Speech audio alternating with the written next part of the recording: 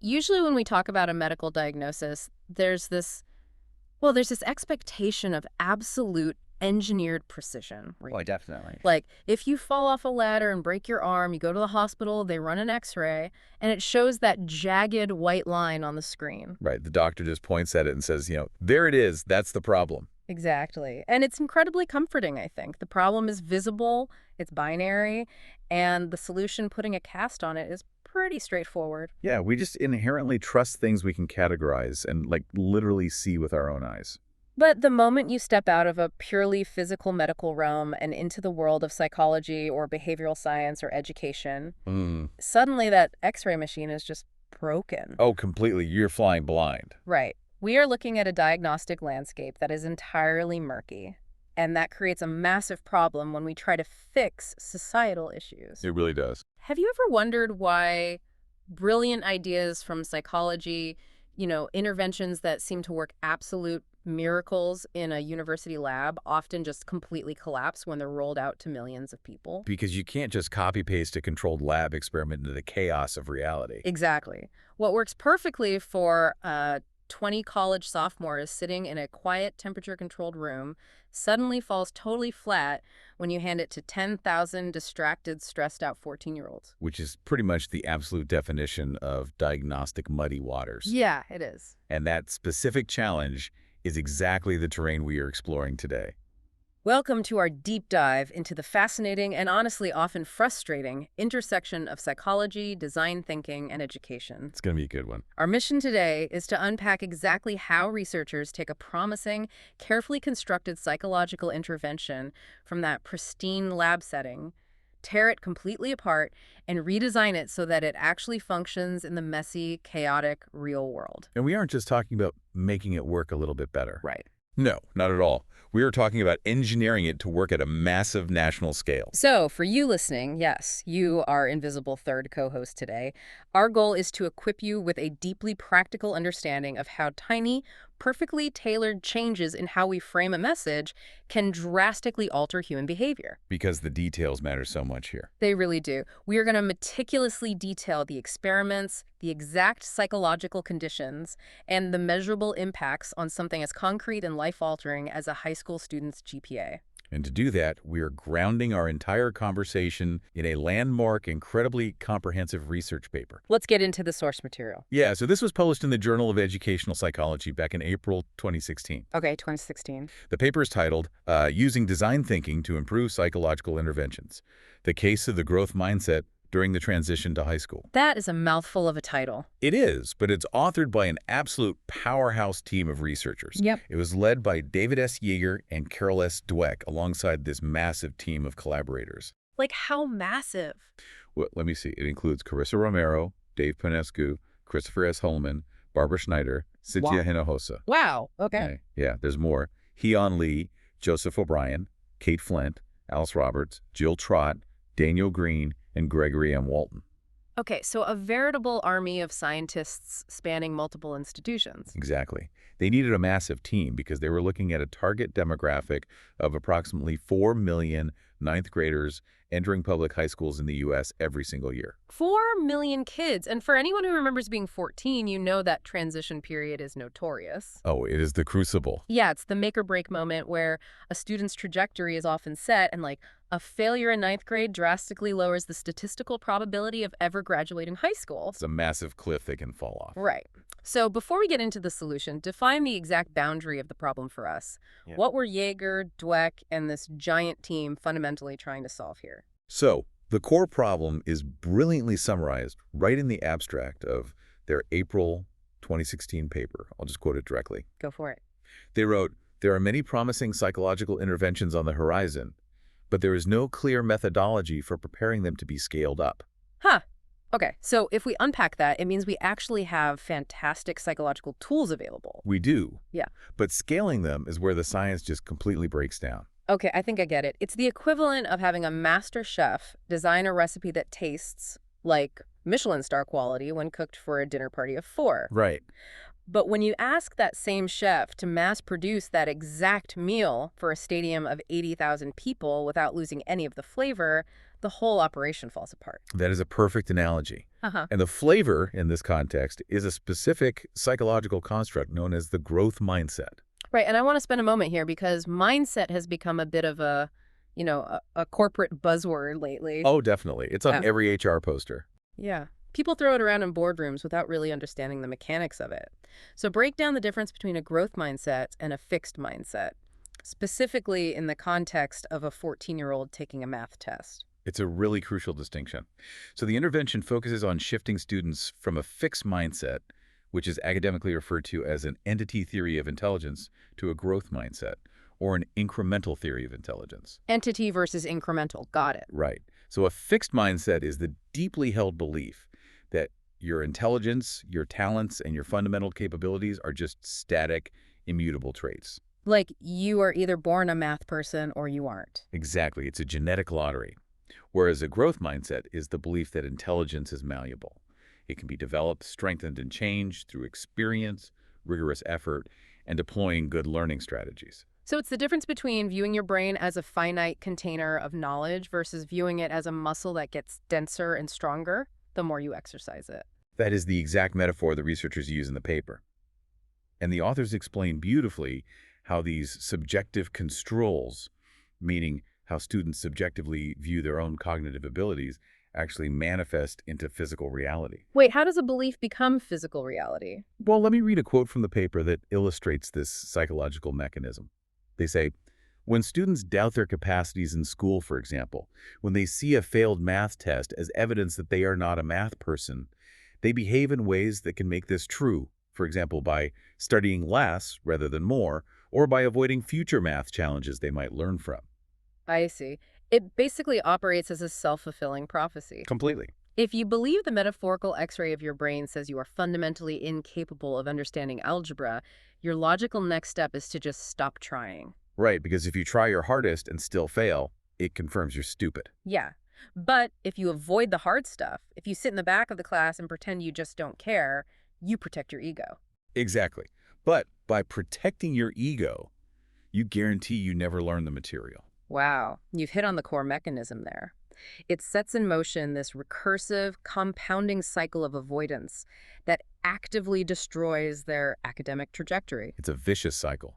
Now, prior to this 2016 paper, previous growth mindset interventions had already shown real promise in breaking that cycle. Okay, so the intervention did work. It did, but they suffered from that scaling problem we talked about earlier. They were often too generic. Ah, I see. Yeah, they were written using language suited for younger middle schoolers or older college students.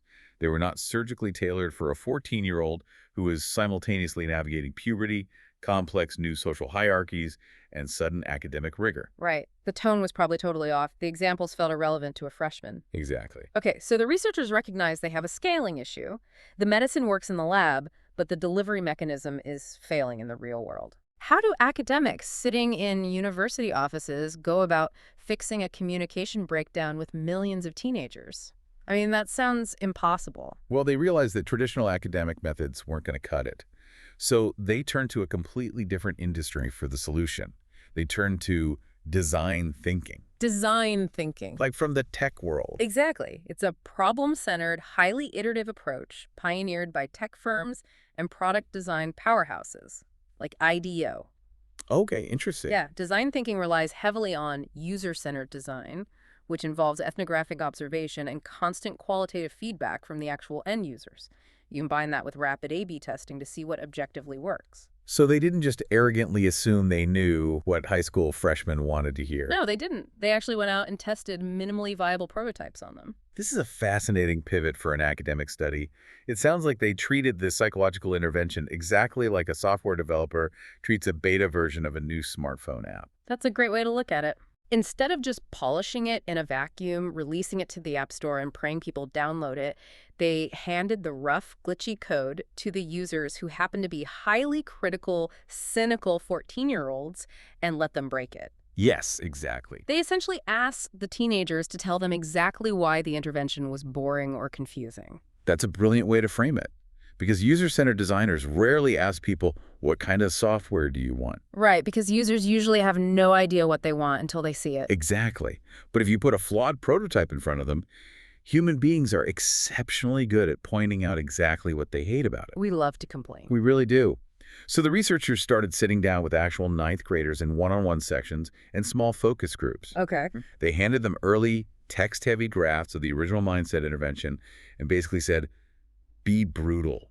What is confusing here? What makes you roll your eyes? I can only imagine the kind of unfiltered feedback you get from a focus group of high school freshmen. What did the teenagers actually tell them? The qualitative insights were an absolute goldmine. The students pointed out that long, dense paragraphs of text felt like a textbook, which immediately triggered their academic fatigue. Oh, totally. They probably tuned out immediately. Yep. They said they needed information broken down into bullet points. They also pointed out a huge issue with the scientific examples being used in the old materials. What was wrong with the examples? Well, the original interventions often referenced classic neuroplasticity studies about rats growing bigger brains in enriched environments. Oh, no. And the 14-year-olds essentially said, we don't care about rats. Because what teenager is going to read about a rodent and think, ah, yes, this profoundly applies to my geometry homework? Precisely. So the researchers swapped out the animal studies and replaced them with relatable scientific examples about the neuroplasticity of teenagers' brains. That makes so much more sense. Furthermore, the students expressed a desire to see actual data. When the intervention just described scientific findings generically, it felt patronizing. Like an adult just telling them a nice story. Right. The teenagers wanted to see the real charts and figures. Showing them the actual data felt like the researchers were respecting their intelligence. Okay, that's surprisingly mature of them. Yeah. They also realized they needed to include compelling quotes from admired adults and celebrities to ground the abstract science in real-world success. But, you know, getting qualitative feedback, hearing what teenagers say they like, is really only half the battle in design thinking, right? Okay. Because people are notoriously bad at predicting their own future behavior. Just because a kid says they like a chart doesn't mean that chart will actually rewire their core belief about intelligence. You're entirely correct, which is why qualitative feedback was really only step one. To know if these design changes actually moved the psychological needle, they had to transition to rapid prototyping and rigorous A/B testing. Right. This brings us to a massive critical phase of the research, the pilot study. Let's get into the mechanics of this pilot phase. Because if they are testing dozens of tiny variations, you know, fonts, phrasing, quotes, data visualization, they couldn't possibly keep driving out to public high schools to run a new trial every week. The logistics would be a nightmare. It'd be far too slow, exponentially too expensive, and scientifically just really messy. So what do they do? So they utilized Amazon's Mechanical Turk platform. Now, Mechanical Turk allows researchers to run rapid, randomized A/B experiments on vast pools of participants incredibly cheaply. Okay. But for this phase, they used adult participants, not teenagers. Hold on, I need to push back on that. If the entire goal of this design thinking process was to perfectly tailor the intervention for 14-year-olds, why on earth are they beta testing it on adults? Doesn't that defeat the whole premise of user-centered design? It's a highly valid critique, and the researchers address it directly in the paper. They needed massive statistical power to test very minor variations quickly. Okay, but still, adults. They ran these tests with over 3,000 adult participants, systematically crossing 7 different experimental factors.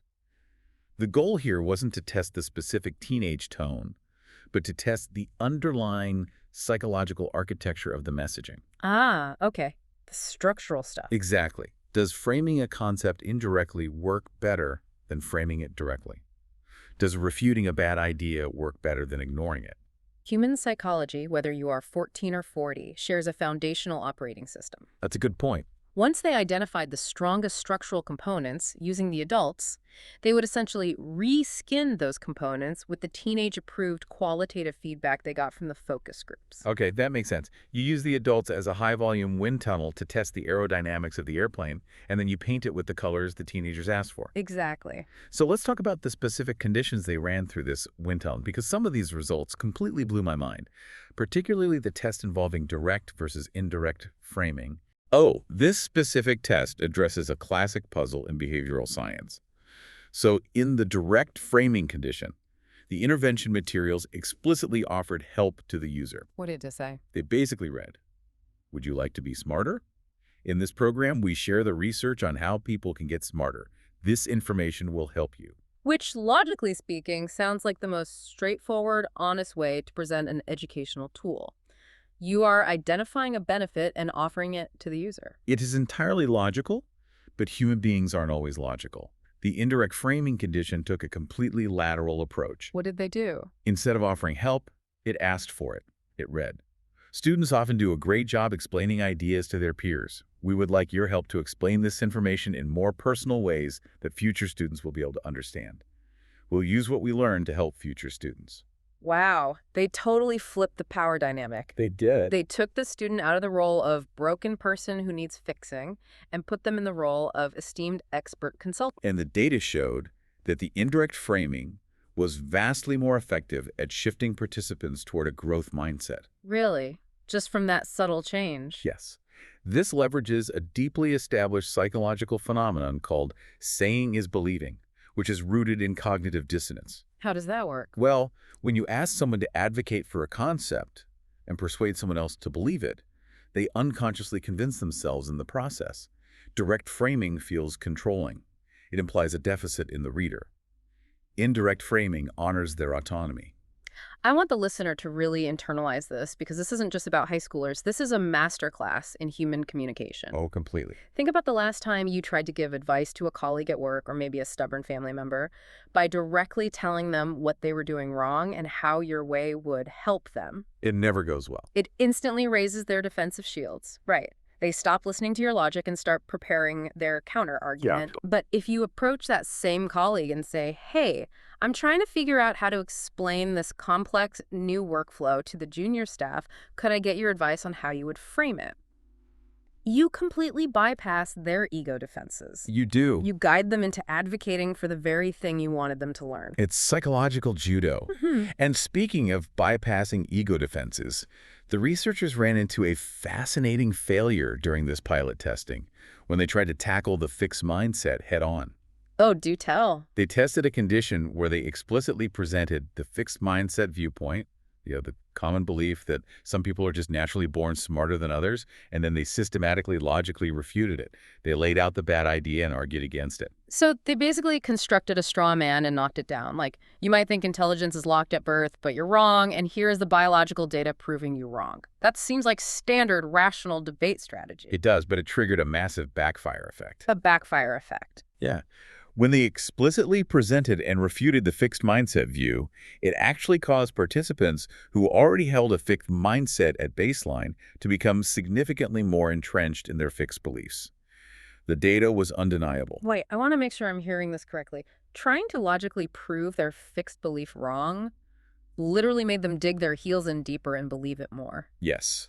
The main effect had a p-value of 0.003, which is highly significant. How is that even possible? It's a phenomenon tied to the illusion of truth. By explicitly giving voice to the fixed mindset in the materials, even if the goal was to tear it down, the researchers inadvertently validated it. Oh, I see. It conveyed to the reader that the fixed mindset was a reasonable, highly common perspective to hold. Otherwise, why would the researchers spend so much time talking about it? That makes a weird kind of sense. This triggered defensive entrenchment. When a deeply held belief is attacked directly, the brain perceives it as a threat to its identity and doubles down on protecting that belief. We see this everywhere today. Think about almost any intense debate on the internet. Oh, definitely. When someone replies to a deeply held, albeit flawed, opinion with a massive paragraph of links and data proving the person wrong, the original poster never says, "Wow, thank you for this data. I completely retract my worldview." Never. They get angry, they get defensive, and they spend the next hour Googling for whatever obscure article will validate their original stance. Exactly. And the researchers empirically captured that exact defensive entrenchment in the data. So if you can't attack the bad idea directly without making it stronger, how did they redesign the intervention to solve this? They pivoted away from a direct attack and utilized a much more subtle, indirect refutation. And let me read you the revised successful phrasing from the paper. Please. They wrote, "The key is not to focus on whether you're smarter than other people. Instead, focus on whether you're smarter today than you were yesterday, and how you can get smarter tomorrow than you are today." Oh, that is incredibly elegant. Right. They completely reframed the architecture of the comparison. They shifted the focus away from a between-person comparison, meaning me versus you, which triggers insecurity and fixed thinking, to a within-person comparison, meaning me today versus me yesterday. Exactly. It completely circumvented the backfire effect. It neutralized the threat to the ego. That's brilliant. In fact, this realization was so profound that in the final version of the intervention, the researchers completely scrubbed the term fixed mindset.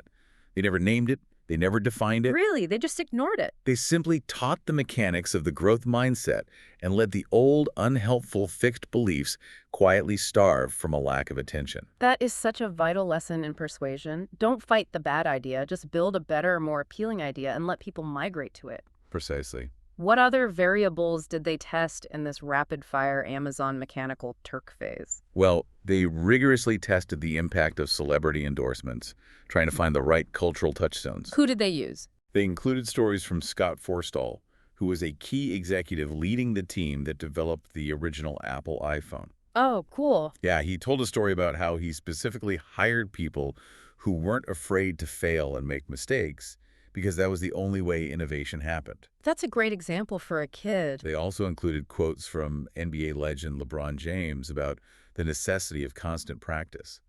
They even embedded an audio excerpt of First Lady Michelle Obama passionately summarizing growth mindset concepts. Did it work? It did.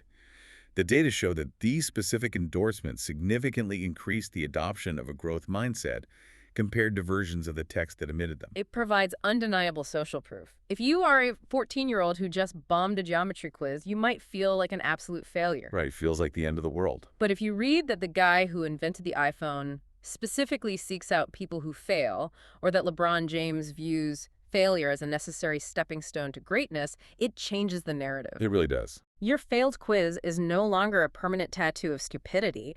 It's just data on what you need to study next. The social proof grounds the abstract neuroscience in undeniable reality. And there was one final, brilliant theoretical adjustment they made during this pilot phase. What was that? Psychologists know that adolescents possess a naturally high level of reactance. Reactance. Yes, reactance is the psychological term for the intense instinctual urge to reject adult control rules or mainstream exhortations. When an adult says do this, a teenager's biological imperative is to do the opposite to assert their independence. It's the evolutionary drive to separate from the parents and forge their own identity. We've all been there. Exactly. So how on earth do researchers who are fundamentally authority figures harness a teenager's biological desire to rebel against authority? By framing the growth mindset itself as an act of rebellion. Wait, really? Yes. They essentially weaponize the reactance. They designed the intervention to include a story supposedly written by an older high school student. What did it say? It read, "I hate how people put you in a box and say you're smart at this or not smart at that. Now I don't let other people box me in. Right. It's up to me to put in the work to strengthen my brain." Oh, wow. They framed the act of growing your intelligence not as doing your homework like a good kid, but as a way to stick it to the judgmental adults who try to unfairly label and limit you. I am in awe of that.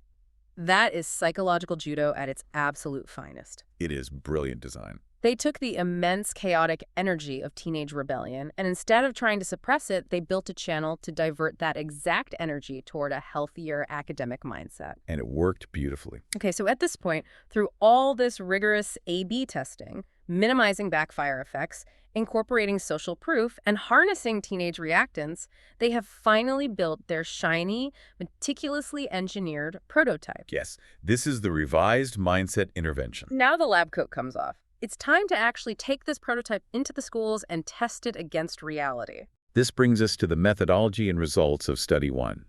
The explicit goal of Study 1 was to scientifically prove that this newly designed revised intervention was demonstrably better than the original, previously gold standard intervention. Okay. They were looking specifically at short-term proxy outcomes, attitudes, and immediate behaviors. And they didn't do a small pilot run here.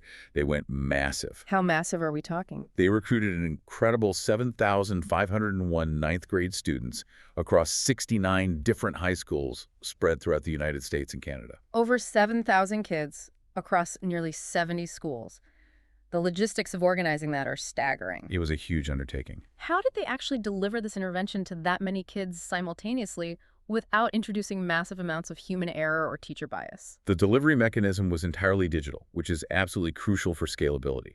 The study was conducted during the winter of 2015. Okay. The school coordinators simply brought their ninth grade classes to the school's computer labs for 2 separate sessions, spaced roughly 1 to 4 weeks apart. So the researchers weren't even there. No, the researchers from the universities never even visited the schools. The students logged onto a web portal, and a centralized web server randomly assigned each individual student in real time to receive either the original mindset intervention or the revised mindset intervention. That is so smart. So the kid sitting at computer station A might get the old version, and the kid at station B gets the new design thinking version, and the teacher walking around the room monitoring them has absolutely no idea who is getting what. Precisely. It completely eliminates the experimenter effect, where a teacher might unconsciously encourage the kids in the revised group. It was completely double-blind in the classroom. Wow. Now, let's break down exactly what they were measuring at the end of these 2 sessions. What were the dependent variables that would prove if the design thinking worked? First, they measured self-reported attitudes at time 2. This included a fixed mindset score based on a 3-item scale where students rated their agreement with statements like, "Your intelligence is something about you that you can't change very much." Okay, that makes sense. What else? They also measured fixed trait attributions, Yeah. essentially asking if you get a bad grade, do you attribute it to a permanent lack of intelligence or a temporary lack of strategy? Good measure. Finally, they measured performance avoidance goals, which asks if a student's primary motivation in class is simply to avoid looking stupid in front of their peers. Which, as we discussed earlier, is the hallmark symptom of a fixed mindset. You hide in the back, you don't raise your hand, because looking smart is more important than actually learning. Exactly. But I have to imagine that self-reports, asking a teenager to accurately rate their own psychological state on a scale of 1 to 6 is incredibly noisy data. They might just click whatever sounds best to finish the survey faster. Yeager and his co-authors point out that exact vulnerability. Self-reports are just a proxy. They don't prove behavioral change. So what did they do? So the researchers implemented a series of behavioral measures to see what the students would actually do. First, they gave them a hypothetical scenario where they had to choose between 2 extra credit assignments. An easy 30-minute assignment where they would definitely get everything right, or a challenging 30-minute assignment where they would struggle but learn something entirely new. That's a good step, but it's still hypothetical. Saying you'll take the hard road is a lot easier than actually walking it. Very true. I want to spend some real time unpacking the final behavioral measure they used, because the methodology of the Make a Math worksheet task is one of the most clever experimental designs I've ever seen. He is brilliant. Paint the picture of what the student is actually experiencing on the computer screen for this task. Okay, so the Make a Math worksheet task was a novel behavioral metric designed specifically for this study. The researchers wanted a tangible, high-stakes choice. So the computer program told the students they needed to build their own math worksheet that they would have to complete later. They seamlessly integrated real, grade-appropriate algebra and geometry problems pulled directly from the Khan Academy website. Oh, so to the 14-year-old, this doesn't feel like a psychological survey anymore. It looks, feels, and smells like real impending homework. The stakes suddenly feel very real. Exactly. The interface presented the student with 12 pages total, covering 4 different foundational math chapters. Wow, that's a lot. On each page, the student was required to select between 2 and 6 problems to add to their worksheet. But here is the brilliant operationalization of the variable. The math problems were explicitly categorized and labeled right on the screen into 3 distinct buckets. What were the labels? The labels read, very challenging, but you might learn a lot, somewhat challenging, and not very challenging, and you probably won't learn very much. They didn't try to hide the psychology at all. They literally spelled out the exact dilemma of the growth mindset on the screen. You put it right in front of them. Do you want to protect your ego with easy questions, or do you want to risk struggling in order to learn? And how did the researchers quantify this behavior? What was the actual mathematical equation for this dependent variable? The ultimate metric of challenge-seeking behavior was distilled down to a remarkably simple calculation. The total number of easy problems the students selected minus the total number of hard problems they selected. Okay, the tension is killing me. We have over 7,000 kids. We have a completely blinded, massive-scale delivery system. Yeah. How did the newly engineered revised intervention stack up against the original baseline? The data demonstrated a highly significant improvement across the board. Let's look at the self-reported fixed mindset scale first, which was measured out of 6 points. Okay. The original intervention did work. It reduced fixed mindsets by 0.22 points. But the revised intervention, the one engineered with design thinking, reduced fixed mindsets by 0.48 points. Wow, it more than doubled the self-reported psychological shift. It did. But what about the behavior? When staring down the barrel of actual algebra problems, did the revised framing give them the courage to click the harder questions? It undeniably moved the needle. Yeah. On the Make a Math worksheet task, using that specific equation of easy minus hard problems, the original group selected 4.62 more easy problems than hard ones. So they overwhelmingly chose the path of least resistance. They did, but the revised group only selected 2.42 more easy problems than hard ones. They chose significantly more challenging math. The behavioral difference between those two groups was highly significant, with a Cohen's d of 0.19. That's amazing. Yeah. And what about that hypothetical extra credit question? In the original group, 60% of the students chose the easy, ego-protecting extra credit assignment. In the revised group, that number dropped to 51%. I am trying to wrap my head around this. Let's use an analogy. Sure. It's the difference between telling someone they need to eat their vegetables because they are healthy versus having a master culinary chef prepare a complex, savory vegetable dish so perfectly that the person actively asks for a second helping. That's exactly it. Both are technically vegetables. Both the original and the revised interventions were fundamentally teaching the exact same underlying psychological concept that the brain can grow. Right. But the packaging, the pacing, the respect for the user's autonomy, the design of the delivery system, that is what completely altered the human behavior. That analogy captures the essence of the paper perfectly. The design thinking process demonstrably improved the intervention's ability to alter both attitudes and short-term behaviors. What? But, as Yeager and the research team rigorously point out in their own paper, changing a survey answer or a mouse click on a math worksheet on a Tuesday afternoon is just a proxy outcome. Right, it's a leading indicator. Exactly. The true policy goal? Yeah. The only metric that school districts, state legislatures, and parents actually care about at the end of the day is raising actual tangible grades. The ultimate test. Does a 90-minute shift in psychological perspective in the winter translate to a better report card at the end of the semester? Which brings us to the ultimate crucible. The transition from proxy behaviors in a computer lab to the unforgiving reality of institutional transcripts. Let's dive into Study 2, where they put this to the test in the real world. Study 2 is where the methodological rigor of this research really separates itself from standard psychological literature. How so? This was not a convenient sample of highly motivated students whose teachers opted them into a fun project. This was a pre-registered replication conducted on the open science framework. I want to stop you right there, because Yeah. for a listener who might not spend their days reading academic methodology, the concept of pre-registration might sound like bureaucratic paperwork. Explain why pre-registration is such a massive deal in modern science. Oh, pre-registration is essentially a firewall against bad science. Historically, a massive problem in research is something called packing. Yeah.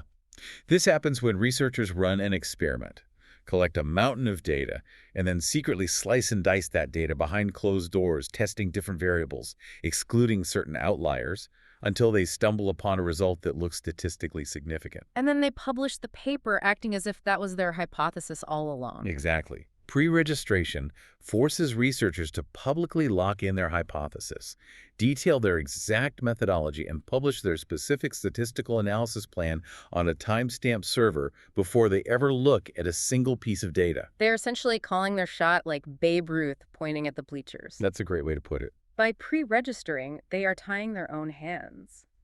If the final data doesn't show exactly what they publicly predicted it would show, the experiment is a failure. There's nowhere to hide. It is the absolute gold standard for scientific integrity. It truly is. And they went even further to ensure objectivity here. The core researchers didn't even collect or touch the data themselves. Really? Who did? They utilized an independent third-party research firm that specializes in large-scale government public health surveys to administer the intervention, collect the data, clean it, and merge it with the school's official grade records. Wow. The authors of the paper were completely arm's length from the raw data collection. That level of separation is incredible. And who exactly was in this study? How big was the sample size this time? Well, they achieved a true census. They didn't just get a 10% or 20% opt-in rate from a school, which naturally skews toward overachieving students. Yeah. They got an astonishing response rate of over 95% across 3,676 ninth grade students. This took place across 10 highly diverse public high schools spanning California, New York, Texas, Virginia, and North Carolina. By getting 95% of the freshman class, you are capturing the entire ecosystem of a high school. Exactly. You are capturing the straight-A students, the kids skipping class, the theater kids, the athletes, kids dealing with severe trauma at home. You are testing this intervention against the full spectrum of the human teenage experience. You really are. So how did they structure the experiment this time? The logistical setup mirrored Study 1. It was conducted during the critical first 10 weeks of the high school year. The students attended 2 computer sessions, spaced 1 to 4 weeks apart. Okay, keeping the delivery consistent. Right. The independent variable was the random assignment to either receive the newly validated revised mindset intervention or an active placebo control condition. Ah, a placebo. Yes. But crucially, the vital moderator variable they pre-registered was prior achievement. This was calculated as a Z-scored composite, which is a standardized statistical measure combining the student's 8th grade GPA and their 8th grade state test scores. Why did they do that? They specifically designed the analysis this way because they hypothesized that a growth mindset intervention would affect struggling students entirely differently than it would affect previously high-performing students. Before we get to those results, I want to deeply examine this placebo control condition. In medical trials, a placebo is a sugar pill. It looks like medicine but does nothing. Right. But in psychological interventions, especially digital ones, designing a placebo is incredibly difficult. You can't just have the control group stare at a blank screen or play solitaire for 45 minutes, right? Oh, that would be a disastrous methodology. Yeah. And the researchers knew it. From the fidelity checks they ran in Study 1, they knew definitively that the revised intervention was a highly engaging, visually stimulating, multimedia experience. Right. If the control group was given a boring, text-heavy placebo, any positive effect on their future grades could simply be attributed to the fact that the intervention group was stimulated and paid attention, while the control group fell asleep at the keyboard. So to truly isolate the growth mindset as the active ingredient causing the change, the placebo condition had to be an incredibly engaging, high-quality educational experience, but one entirely stripped of any growth mindset concepts. It has to be an identical sugar pill. So what specific content did they use to captivate a 14-year-old without accidentally teaching them neuroplasticity? They engineered an interactive educational module focused on basic brain biology, perfectly tailored for students entering 9th grade biology classes. Oh, clever. Yeah. It utilized the exact same high-quality graphic art, the same professional animations, and the same interactive writing prompts as the intervention condition. Did it have stories? It featured fascinating historical and scientific stories, like the famous case of Phineas Gage, the 19th century railroad worker who miraculously survived having a massive iron rod driven completely through his frontal lobe. Oh, I know that one. It taught early scientists about brain localization. Exactly. It even featured the exact same caliber of celebrity endorsements. They used an audio clip of Michelle Obama, but instead of her talking about the psychology of mindset, she was giving a speech about the White House's Brain Initiative, which was a federal investment in mapping neuroscience. The symmetry is stunning. Both groups are getting high-end graphics. Both groups are learning about the brain. Both groups are listening to the First Lady. But one is learning that intelligence is malleable, and the other is just learning structural trivia. And the irony of the setup is just delicious. How did the students actually rate this incredibly elaborate placebo module? In the post-session surveys, the students actually rated the control module as more interesting than the growth mindset intervention. You're kidding. Nope. And they self-reported feeling like they had learned more factual information from it. Which mathematically makes this the most conservative, rigorous test imaginable.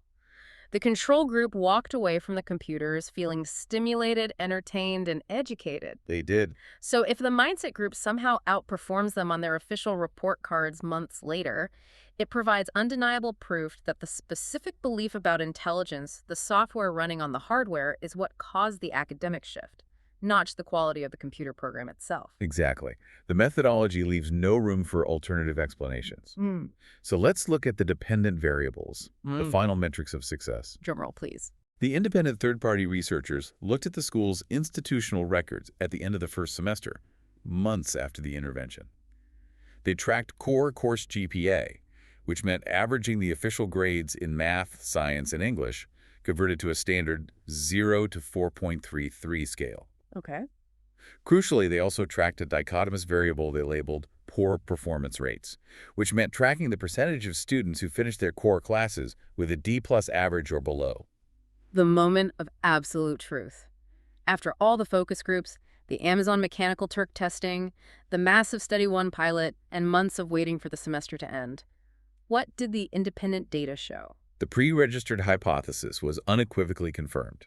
There was a highly significant interaction between the intervention and the student's prior achievement. Let's break that down by cohort. Sure. For students who were previously high achievers, those sitting at +1 standard deviation above the mean during their 8th grade year, there was no statistically significant effect on their core GPA. Okay. But what about the students on the brink? The ones who barely made it out of 8th grade and were currently staring down the barrel of high school failure. For those previously low-achieving students, the ones sitting at -1 standard deviation below the mean, the growth mindset intervention, significantly boosted their core GPA by 0.13 grade points, with a p-value of 0.003 indicating high statistical confidence and a D of 0.10. So their literal official GPA physically moved up across the board. It did. But I know that average GPA shifts can sometimes mask the real human impact. What happened to the DNF rates? That is the metric that dictates if a kid gets held back or drops out entirely. The DNF rates are the vital pulse of a school system. Overall, across the entire census of nearly 4,000 students, the brief intervention reduced the overall rate of poor performance by a full 4 percentage points compared to the placebo group. Wow.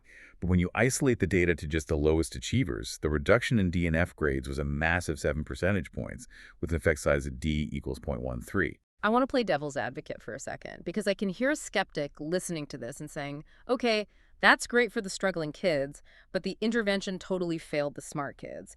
You just said the GPA for high achievers didn't budge at all. That's a fair question. But earlier, when we discussed Study 1, we saw that high achievers did change their mindset. They reported a stronger growth mindset, and they actively clicked the harder math problems on that worksheet task. Right. Why is there a disconnect between what the high-achieving kids do in a proxy test and what shows up on their official report card?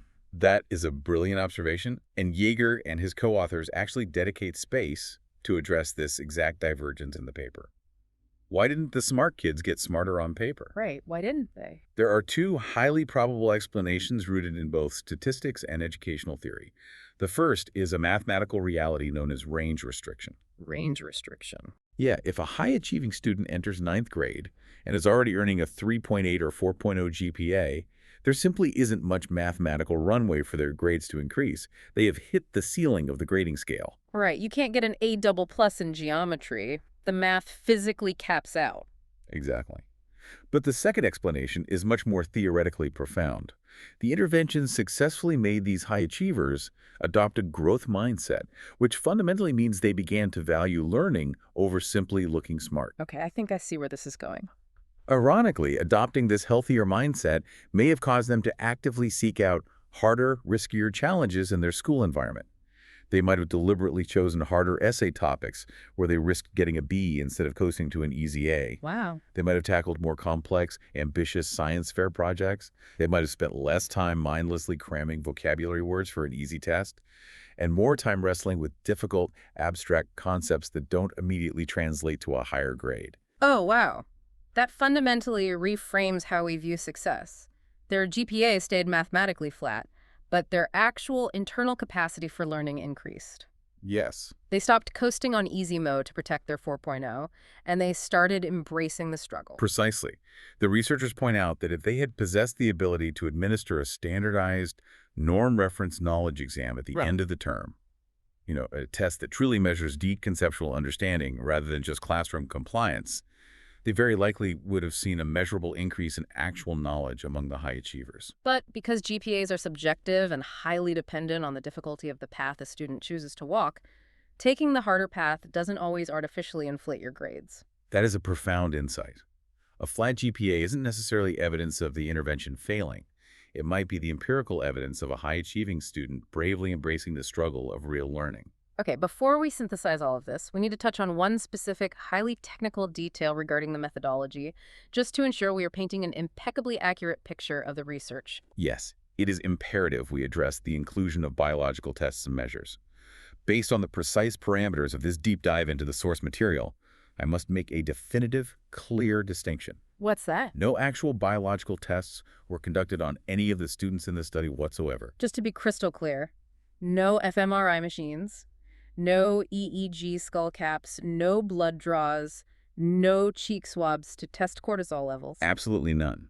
The actual dependent variables measured by the researchers, Yeah. the data points that generated the findings we've discussed, were entirely behavioral and institutional. So just the surveys and grades? Yes, they relied on self-reported psychological surveys executed via computer interface, behavioral mouse clicks tracking problem selection on a hypothetical math worksheet, and the official institutional grade records extracted from the high school's databases. But the nuance here is that while no biology was measured, the entire content of the psychological intervention relied heavily on the concept of biology to make its persuasive argument, right?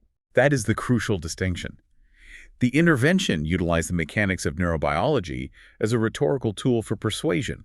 How exactly? Well, the actual text of the intervention presented the teenagers with scientific data, explicitly stating, scientists used a brain scanner. It's like a camera that looks into your brain to compare the brains of the two groups of people.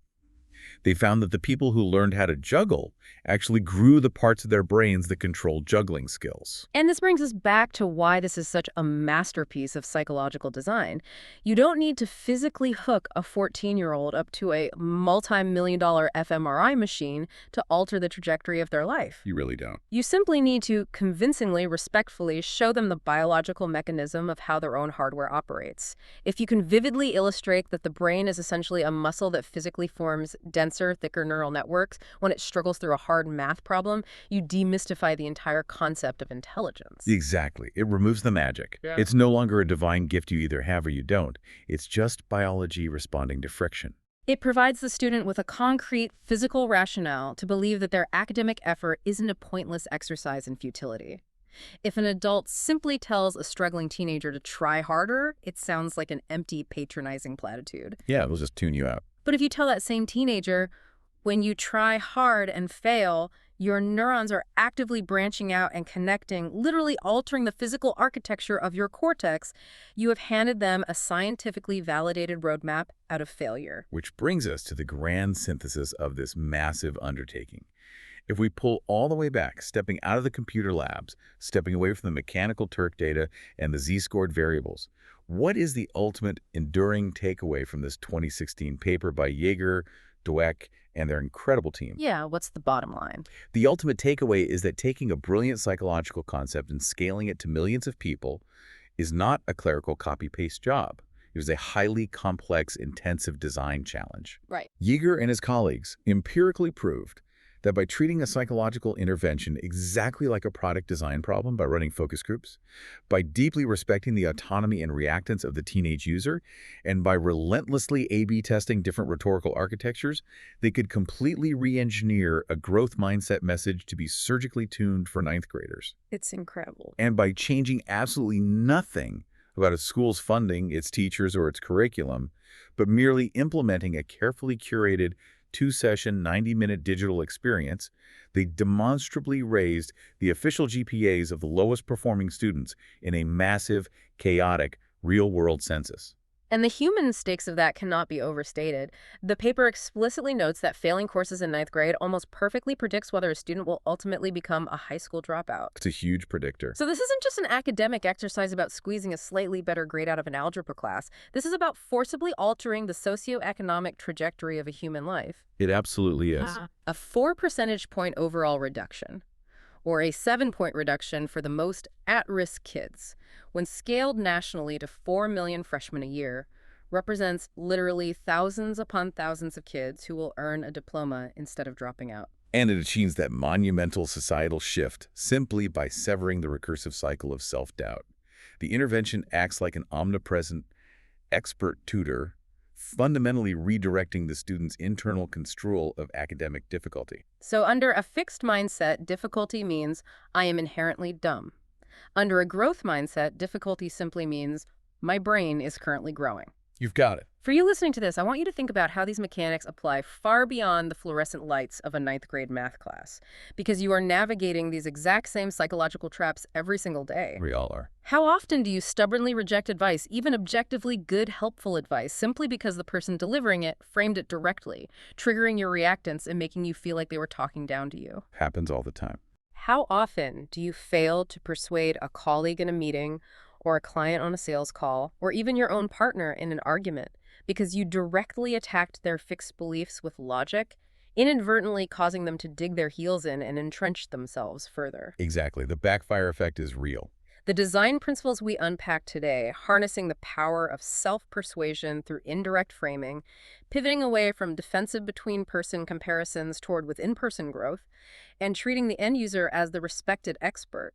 These are masterclasses in human communication. They are universally applicable tools for unlocking potential in literally any system where human beings operate under the crushing weight of limiting fixed beliefs. Which brings us right back to the broken X-ray machine we talked about at the very beginning of this deep dive.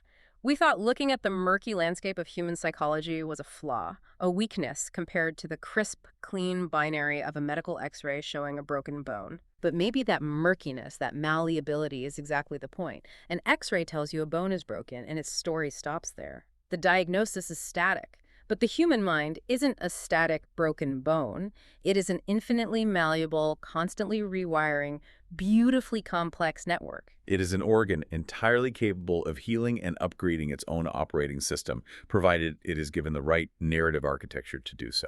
So, as we wrap up, I want to leave you with this final provocative thought to mull over as you go about the rest of your day. Think about this one. If carefully restructuring the framing of a simple 90-minute digital experience can literally alter the academic trajectory of a struggling 14-year-old, giving them the tools to change the physical, biological wiring of their own future. What unseen, poorly designed labels are you passively reading every single day that are currently boxing you in? That's a great question. What fixed mindsets have you accepted as permanent X-rays of your own abilities? And more importantly, using the exact design thinking principles we talked about today, how can you redesign your own internal framing to finally break out of them?